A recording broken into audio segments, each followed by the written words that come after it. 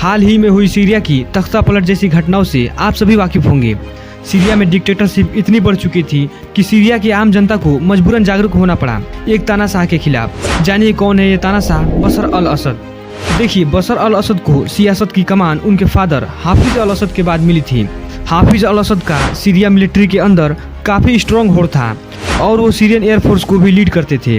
उन्होंने 13 नवंबर 1917 को तख्ता पलटकर अपने आप को सीरिया का प्रेसिडेंट डिक्लेयर कर देते हैं।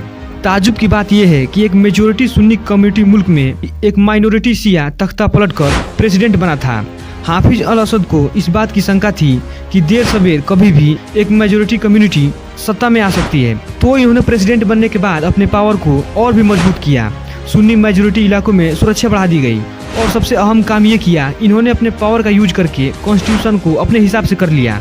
इसमें अपोजिशन जो था वो पूरी तरह धीरे धीरे खत्म होने लगा। इसमें मीडिया, लॉ एंड ऑर्डर सब कुछ अपने हिसाब से कर लिया। इसके बाद ईयर आता है 2000। इसमें हाफिज अल असद की डेथ हो जाती है। इसके बाद इनके बेटे जो हैं बशर अल असद वो प्रेसिडेंट बनते हैं। सीरिया में इनके आने के बाद भी कुछ चेंज नहीं हुआ। इनकी फादर की जो पॉलिसी थी वो कंटिन्यू रहती है। इसी तानाशाही से धीरे धीरे सुन्नी कम्युनिटी को तानाशाही का आभास होने लगा। इसके बाद साल आता है 2006। यहाँ 2006 से 2010 तक बारिश न होने के कारण सीरिया में भारी सुखाड़ का सामना करना पड़ा। देश के लोग एक तो पहले से ही तानाशाही और लॉ एंड ऑर्डर से परेशान थे, फिर सीरिया के लोगों को इकोनॉमिकली भी दिक्कत आने लगी। इसमें खाने की प्रॉब्लम आने लगी, इसमें पैसे और एम्प्लॉयमेंट की भी दिक्कत का सामना करना पड़ा और गरीबी बढ़ने लगी।